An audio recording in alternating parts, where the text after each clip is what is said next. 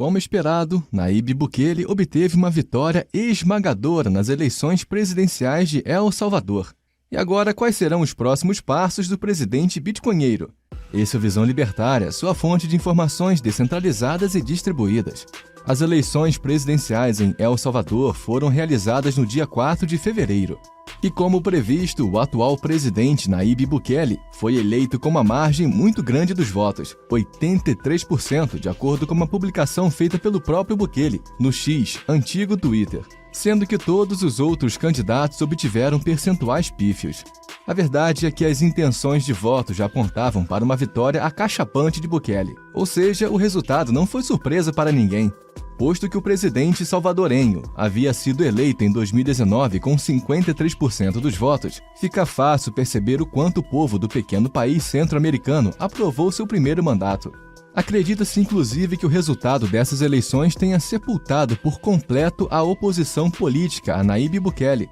Afinal de contas, o partido do presidente, o Novas Ideias, conseguiu 58 cadeiras no parlamento do país, de um total de 60, ainda segundo Bukele. Os resultados não foram plenamente apurados no momento da produção desse vídeo. Na prática, portanto, ninguém segura o homem em El Salvador, pelo menos no campo da política. Fica então a grande questão: quais serão os próximos passos do presidente reeleito? Nayib Bukele é de fato uma figura bastante peculiar e que destoa bastante daquela conhecida imagem de político latino-americano a que estamos acostumados. O jovem presidente de apenas 42 anos, cuja aparência é relatada pela mídia brasileira como sobrancelha na régua e que nunca usa terno ou roupas típicas de políticos, foi conhecido primeiro por nós, libertários. E isso por conta de seu apoio ao Bitcoin. Esse apoio foi muito além da sua foto no perfil do Twitter, usando óleos com raio laser. Bukele transformou o Bitcoin em moeda corrente no país, sendo o primeiro presidente a tomar essa iniciativa no mundo. Porém, o que fez o presidente salvadorenho se tornar notícia internacional foi mesmo a questão do combate ao crime organizado no país. El Salvador era um país loteado por gangues extremamente violentas, que nasceram em grupos de imigrantes nos Estados Unidos, mas que retornaram à sua pátria original nos anos 1990. Os membros dessas organizações são conhecidos por cobrirem seus corpos com tatuagens, enaltecendo a família criminosa a que pertencem. A ação desses grupos, dentre os quais se destacam a Mara Salvatrucha 13 e a Barril 18, transformou El Salvador no país mais perigoso do mundo em 2015, quando o índice de homicídios atingiu a absurda marca de 106 mortes para cada 100 mil habitantes. Logo após chegar ao poder em 2019, Nayib Bukele prometeu combater o crime organizado. Mas suas ações se tornaram mais intensas no início de 2022, quando uma onda de violência varreu o país e ceifou a vida de 87 pessoas.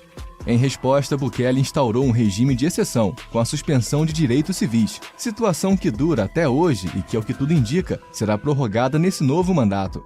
Na sequência, o governo salvadorenho iniciou uma verdadeira guerra contra as gangues, encarcerando nada menos que 75 mil pessoas que supostamente tinham algum vínculo com as organizações criminosas. Esse número representa mais de 1% da população salvadorenha.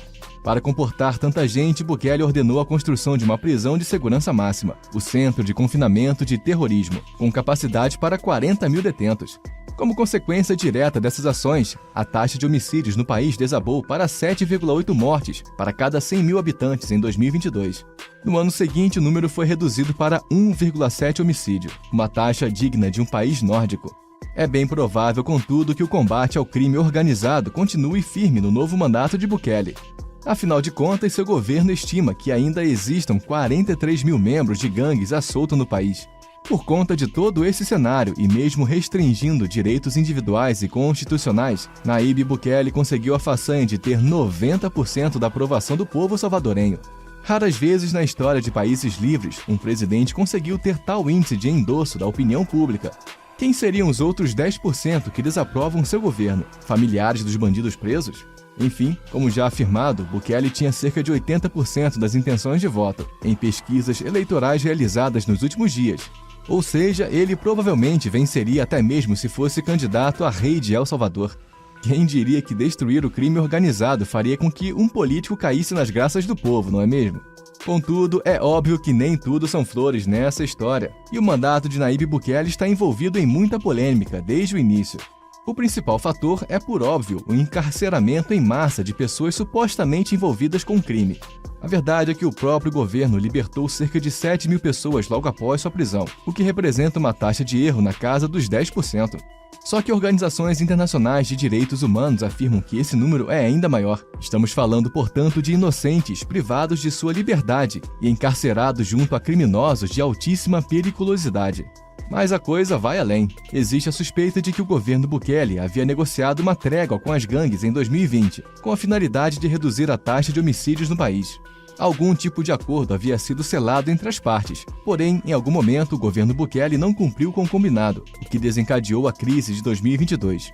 Alguns afirmam, inclusive, que Nayib Bukele tomou todas essas decisões já prevendo uma escalada do crime, algo que lhe daria a possibilidade de governar o país com poderes quase ditatoriais. E é difícil afirmar que Bukele não ultrapassou as 4 linhas constitucionais de El Salvador. Em 2020, o presidente salvadorenho ordenou que o exército invadisse o parlamento do país, forçando os congressistas a aprovarem suas medidas. Na mesma época, Bukele destituiu vários juízes da Suprema Corte, substituindo-os por nomes mais favoráveis à sua gestão. Na prática, portanto, ele tem controle total dos 3 poderes no país. E se você quiser colocar ainda mais lenha nessa fogueira, saiba que existem suspeitas de que Bukele havia recebido dinheiro sujo do petróleo venezuelano no início de sua carreira política. É claro que no caso salvadorenho vale o debate. Será que o preço que as instituições republicanas do país pagaram foi muito alto, se comparado aos benefícios da redução da violência? A verdade, contudo, é que talvez a popularidade de Bukele não se resuma ao combate ao crime. Tudo bem, o caso de El Salvador é uma realidade muito diferente. Afinal de contas, estamos acostumados a casos como o do esquerdista López Obrador, presidente mexicano acusado de receber dinheiro do crime organizado. Ou então, como o do Brasil, governado por um partido conhecido por ter um diálogo cabuloso com uma certa organização, que, bem, o jurídico proibiu comentários. Só que, ao que tudo indica, as medidas de Bukele têm o potencial de fazer a liberdade florescer de verdade em El Salvador. A verdade é que é simplesmente impossível haver qualquer tipo de ordem social, ainda que espontânea, num país que, por conta de governos anteriores fracassados, foi tomado por organizações criminosas. Não se engane, nenhum país chega ao nível de violência que havia em El Salvador, ou que há ainda hoje no México, no Equador e até mesmo no Brasil, sem a conivência das forças estatais. Analise bem esses casos e você verá que isso é uma verdade inquestionável.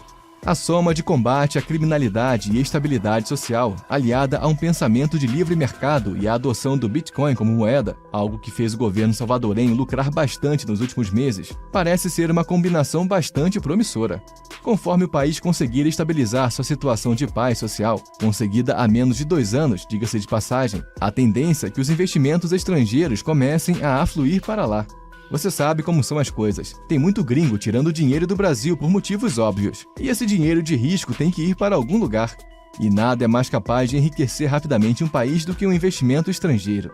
Talvez esse seja realmente o grande foco de Nayib Bukele em seu 2º mandato.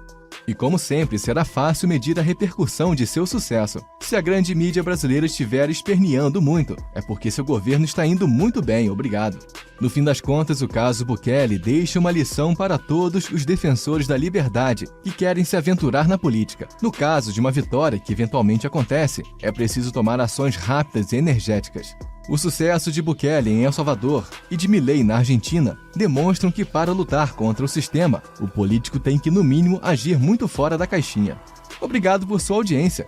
Esse artigo foi escrito por Quintessência, revisado por JJ Liber, narrado por Paulo Wesley.